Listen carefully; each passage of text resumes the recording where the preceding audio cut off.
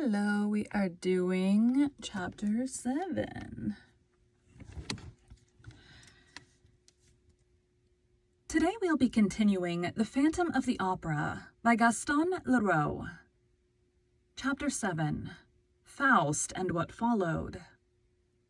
On the Saturday morning, on reaching their office, the joint managers found a letter from OG worded in these terms. My dear managers, so it is to be war between us. If you still care for peace, here is my ultimatum. It consists of the 4 following conditions.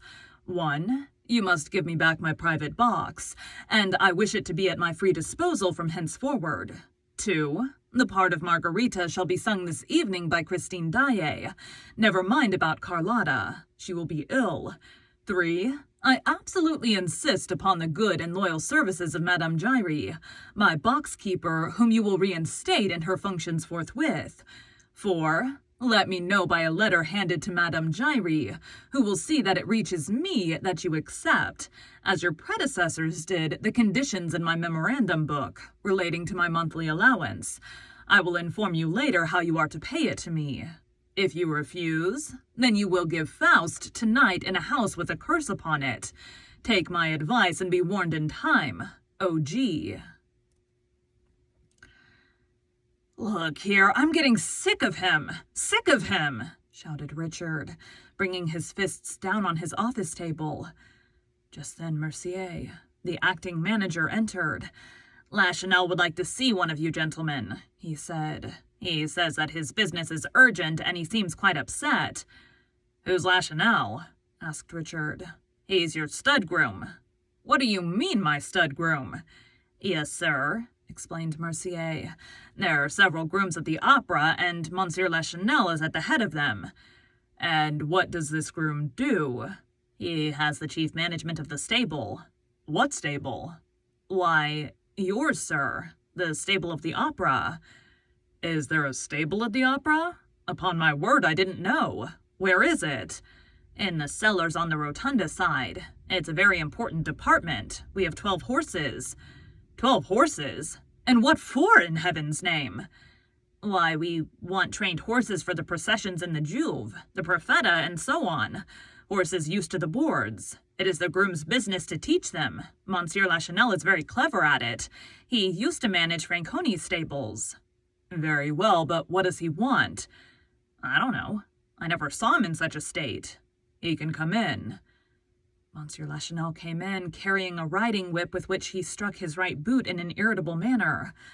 Good morning, Monsieur Lachenel, said Richard, somewhat impressed. To what do we owe the honor of your visit? Mr. Manager, I've come to ask you to get rid of the whole stable. What? You want to get rid of our horses? I'm not talking of the horses, but of the stablemen. How many stablemen do you have, Monsieur Lachenel? 6 stablemen. That's at least 2 too many. These are places, Mercier. These are places, Mercier interposed, created and forced upon us by the Undersecretary for Fine Arts.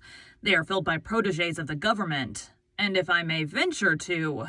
I don't care a hang for the government, roared Richard. We don't need more than 4 stablemen for 12 horses. 11, said the head riding master, correcting him. 12, repeated Richard. 11, repeated Lachenel. Oh, the acting manager told me that you had 12 horses. I did have 12, but I have only 11 since Caesar was stolen. And Monsieur Lachenel gave himself a great smack on the boot with his whip. Has Caesar been stolen? Cried the acting manager. Caesar, the white horse and the Profeta? There are not 2 Caesars, said the stud groom dryly. I was 10 years at Franconi's, and I've never, I was 10 years at Franconi's, and I've seen plenty of horses in my time. Well, there are not 2 Caesars, and he's been stolen. How? I don't know. Nobody knows. That's why I've come to ask you to sack the whole stable. What do your stablemen say? All sorts of nonsense. Some of them accuse the supers. Others pretend it's the acting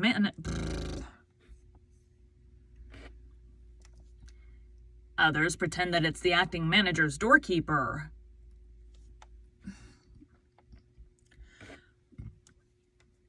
My doorkeeper? I'll answer for him as I would for myself, protested Mercier. But after all, Monsieur Lachenel, cried Richard, you must have some idea. Yes, I have, Monsieur Lachenel declared. I have an idea, and I'll tell you what it is. There's no doubt about it in my mind. He walked up to the two managers and whispered, It's the ghost who did the trick. Richard gave a jump. What, you two? You two? How do you mean, I too? Isn't it natural after what I saw? What did you see? I saw as clearly as I now see you a black shadow riding a white horse that was as like Caesar as two peas. And did you run after them? I did, and I shouted, but they were too fast for me and disappeared in the darkness of the underground gallery. Monsieur Richard rose. That will do, Monsieur Lachenel. You can go. We will lodge a complaint against the ghost. And sack my sable? Oh, of course. Good morning. Monsieur Lachenel bowed and withdrew. Richard foamed at the mouth.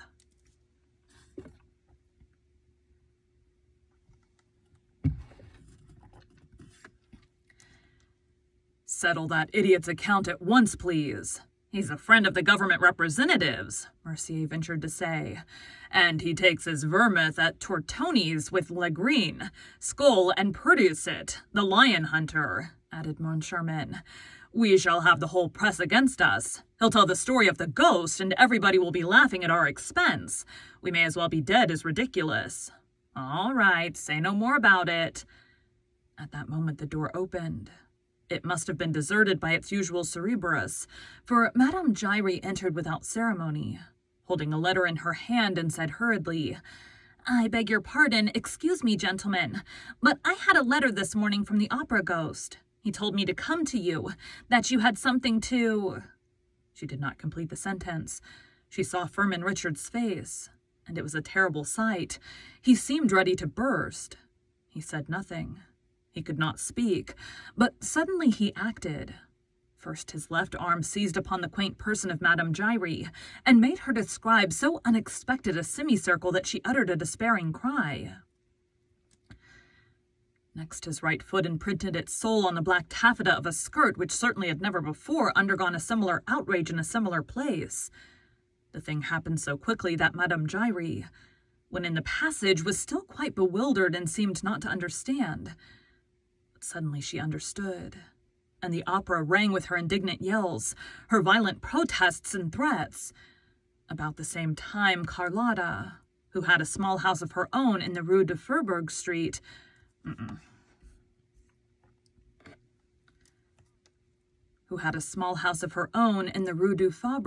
Honneur, rang for her maid, who brought her letters to her bed.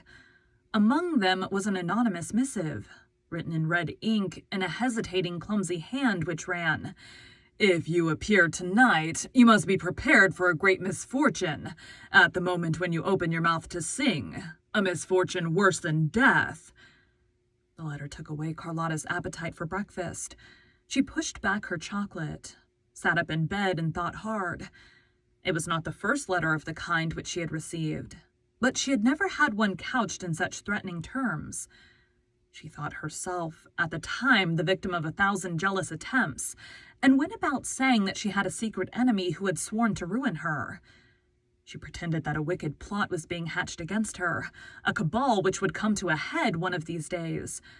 But she added that she was not the woman to be intimidated. The truth is that, if there was a cabal, it was led by Carlotta herself against poor Christine, who had no suspicion of it. Carlotta had never forgiven Christine for the triumph which she had achieved when taking her place at a moment's notice. When Carlotta heard of the astounding reception bestowed upon her understudy, she was at once cured of an incipient attack of bronchitis and a bad fit of sulking against the management, and lost the slightest inclination to shirk her duties. From that time she worked with all her might to smother her rival, enlisting the services of influential friends to persuade the managers not to give Christine an opportunity for a fresh triumph.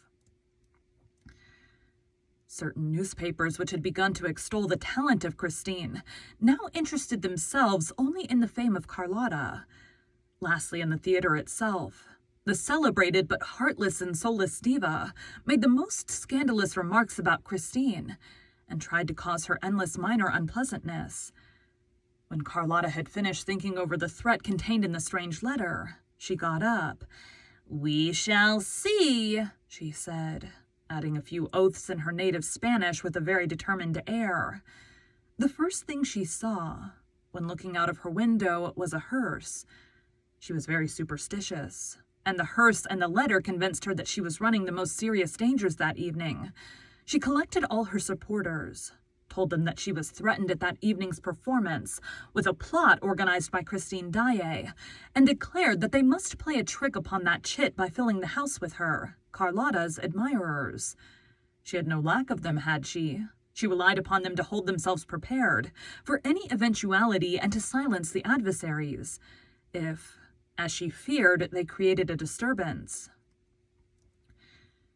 Monsieur Richard's private secretary called to ask after the diva's health, and returned with the assurance that she was perfectly well, and that,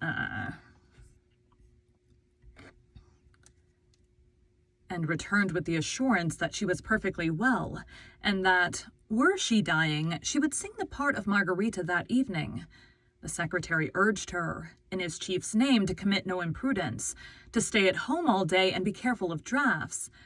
And Carlotta could not help, after he had gone, comparing this unusual and unexpected advice with the threats contained in the letter. It was 5 o'clock when the post brought a second anonymous letter in the same hand as the first. It was short and said simply, "You have a bad cold. If you are wise, you will see that it is madness to try to sing tonight." Carlotta sneered, shrugged her handsome shoulders, and sang 2 or 3 notes to reassure herself. Her friends were faithful to their promise. They were all at the opera that night, but looked round in vain for the fierce conspirators whom they were instructed to suppress. The only unusual thing was the presence of Monsieur Richard and Monsieur Moncharmin in Box 5. Carlotta's friends thought that perhaps the managers had wind on their side of the proposed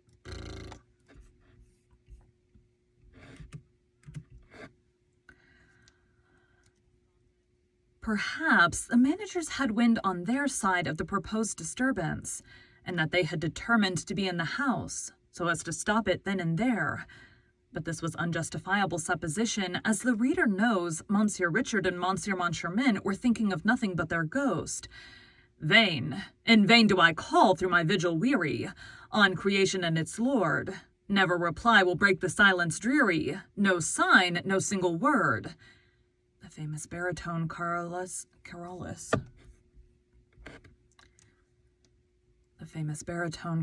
Fanta had hardly finished Dr. Faust's first appeal to the powers of darkness when Monsieur Firmin Richard, who was sitting in the ghost's own chair, the front chair on the right, leaned over to his partner and asked him chaffingly, "Well, has the ghost whispered a word in your ear yet?" "Wait, don't be in such a hurry," replied Monsieur Armand Moncharmin in the same gay tone. "The performance has only begun, and you know that the ghost does not usually come until the middle of the first act." The first act passed without incident, which did not surprise Carlotta's friends, because Margarita does not sing in this act. As for the managers, they looked at each other when the curtain fell. "That's one," said Moncharmin. "Yes, the ghost is late," said Firmin Richard. "It's not a bad house," said Moncharmin, "for a house with a curse on it." Monsieur Richard smiled and pointed to a fat, rather vulgar woman dressed in black, sitting in a stall in the middle of the auditorium with a man in a broadcloth frock coat on either side of her. "Who on earth are those?" asked Moncharmin. "Those, my dear fellow, are my concierge, her husband and her brother." "Did you give them their tickets?" "I did. My concierge had never been to the opera. This is the first time, and as she is now going to come every night, I wanted her to have a good seat before spending her time showing other people to theirs." Moncharmin asked what he meant, and Richard answered that he had persuaded his concierge, in whom he had the greatest confidence, to come and take Madame Giry's place. Yes, he would like to see if with that woman instead of the old lunatic, Box 5 would continue to astonish the natives. "By the way," said Moncharmin, You know that Mother Jairi is going to lodge a complaint against you. With whom? The ghost? The ghost? Moncharmin had almost forgotten him. However, that mysterious person did nothing to bring himself to the memory of the managers. And they were just saying so to each other for the second time, when the door of the box suddenly opened to admit the startled stage manager. "What's the matter?" they both asked, amazed at seeing him there at such a time. "It seems there's a plot got up by Christine Daae's friends against Carlotta. Carlotta's furious." "What on earth?" said Richard, knitting his brows. But the curtain rose on the kermesse scene, and Richard made a sign to the stage manager to go away. When the two were alone again, Moncharmin leaned over to Richard. "Then Daae has friends?" he asked. "Yes, she has." "Whom?" Richard glanced across at a box on the grand tier, containing no one but two men. "The Count de Chagny? Yes, he spoke to me in her favor with such warmth that, if I had not known him to be Sorelli's friend." "Really? Really?" said Moncharmin. "And who is that pale young man beside him?" "That's his brother, the Viscount. He ought to be in his bed. He looks ill." The stage rang with gay song. "Red or white liquor, coarse or fine, what can it matter so we have wine?" Students, citizens, soldiers, girls, and matrons rolled light-heartedly before the inn with the figure of Bacchus for a sign. Sybil made her entrance. Christine Daae looked charming in her boy's clothes, and Carlotta's partisans expected to hear her greeted with an ovation which would have enlightened them as to the intentions of her friends. But nothing happened. On the other hand, when Margarita crossed the stage and sang the only two lines allotted her in the second act, "No, my lord, not a lady am I, nor yet a beauty, and do not need an arm to help me on my way," Carlotta was received with enthusiastic applause. It was so unexpected and so uncalled for that those who knew nothing about the rumors looked at one another and asked what was happening. And this act also was finished without incident. Then everybody said, "Of course, it will be during the next act." Some who seemed to be better informed than the rest declared that the row would begin with the ballad of the King of Thule, and rushed to the subscribers' entrance to warn Carlotta. The managers left the box during the entr'acte to find out more about the cabal of which the stage manager had spoken, but they soon returned to their seats, shrugging their shoulders and treating the whole affair as silly. The first thing they saw on entering the box was a box of English sweets on the little shelf of the ledge. Who had put it there?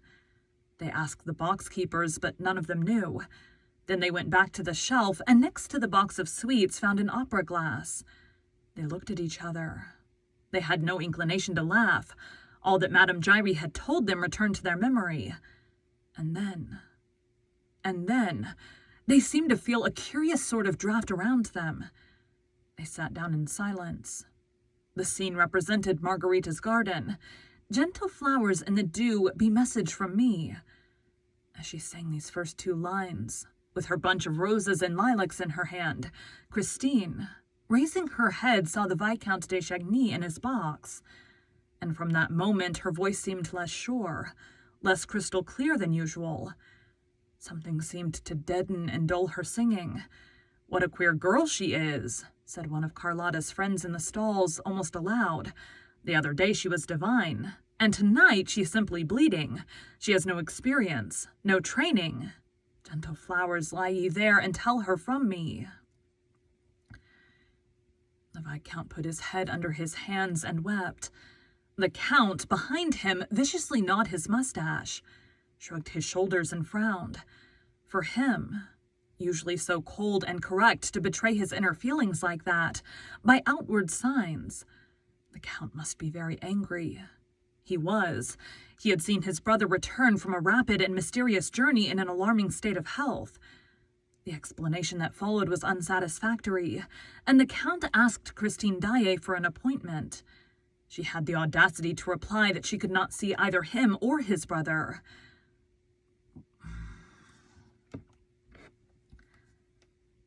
Would she but deign to hear me, and with one smile to cheer me.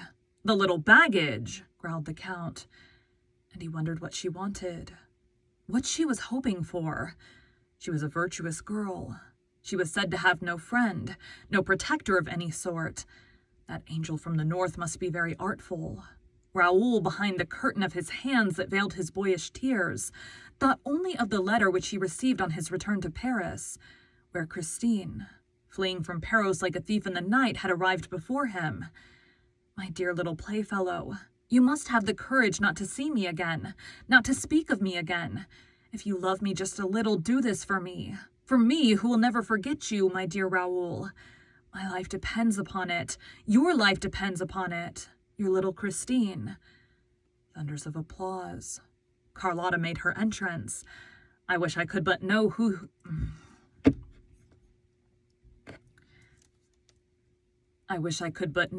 was he that addressed me, if he was noble, or at least what his name is.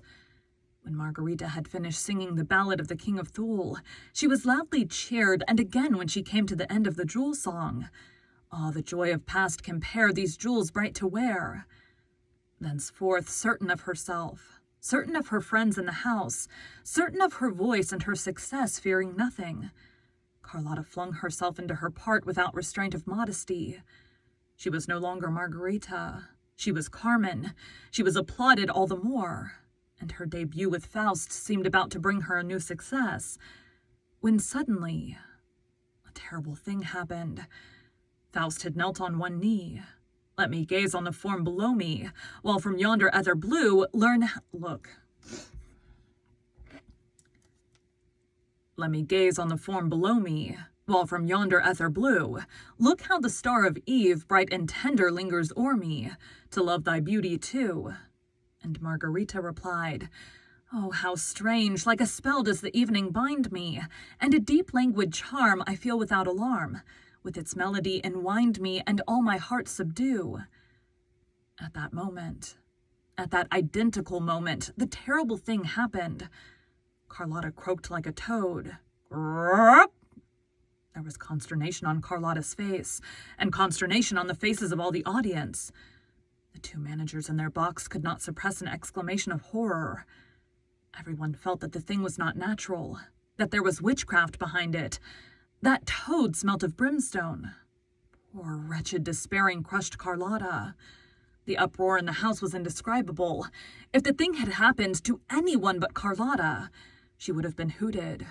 But everyone knew how perfect an instrument her voice was, and there was no display of anger, but only horror and dismay, the sort of dismay which men would have felt if they had witnessed the catastrophe that broke the arms of the Venus de Milo. And even then they would have seen and understood. But here that toad was incomprehensible, so much so that after some seconds spent in asking herself if she had really heard that note, that sound, that infernal noise issue from her throat, she tried to persuade herself that it was not so, that she was the victim of an illusion of the ear and not of an act of treachery on the part of her voice. Meanwhile, in Box 5, Moncharmin and Richard had turned very pale. The extraordinary and inexplicable incident filled them with a dread which was the more mysterious, inasmuch as for some little while they had fallen within the direct influence of the ghost. They had felt his breath. Moncharmin's hair stood on end. Richard wiped the perspiration from his forehead. Yes, the ghost was there, around them, behind them, beside them. They felt his presence without seeing him. They heard his breath close, close, close to them. They were sure that there were 3 people in the box. They trembled. They thought of running away. They dared not. They dared not make a movement or exchange a word that would have told the ghost that they knew that he was there. What was going to happen? This happened. Rook! Their joint exclamation of horror was heard all over the house. They felt that they were smarting under the ghost's attacks. Leaning over the edge of their box, they stared at Carlotta as though they did not recognize her. That infernal girl must have given the signal for some catastrophe. Oh, they were waiting for the catastrophe. The ghost had told them it would come. The house had a curse upon it. The 2 managers gasped and panted under the weight of the catastrophe. Richard's stifled voice was heard calling to Carlotta. Well, go on. No, Carlotta did not go on. Bravely, heroically, she started afresh on the fatal line at the end of which the toad had appeared. An awful silence succeeded the uproar. Carlotta's voice alone once more filled the resounding house. I feel without alarm. The audience also felt, but not without alarm. I feel without alarm. I feel without alarm. Quirk! With its melody entwined me. Quirk! And all my heart sub quirk! The toad also had started afresh. The house broke into a wild tumult. The house broke into a wild tumult. The two managers collapsed in their chairs and dared not even turn round. They had not the strength. The ghost was chuckling behind their backs, and at last they distinctly heard his voice in their right ears. The impossible voice, the mouthless voice saying, "She is singing tonight to bring the chandelier down." With one accord they raised their eyes to the ceiling and uttered a terrible cry. The chandelier, the immense mass of the chandelier was slipping down, coming toward them at the call of that fiendish voice. Released from its hook, it plunged from the ceiling and came smashing into the middle of the stalls. Amid 1,000 shouts of terror, a wild rush for the doors followed. The papers of the day state that there were numbers wounded and one killed. The chandelier had crashed down upon the head of the wretched woman who had come to the opera for the first time in her life, the one whom Monsieur Richard had appointed to succeed Madame Giry, the ghost's box-keeper in her functions. She died on the spot. And the next morning, a newspaper appeared with this heading, 200 kilos on the head of a concierge. That was her sole epitaph.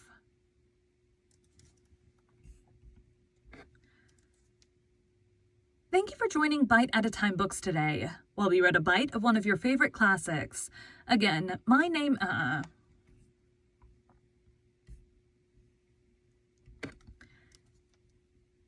Thank you for joining Bite at a Time Books today, while we read a bite of one of your favorite too fast.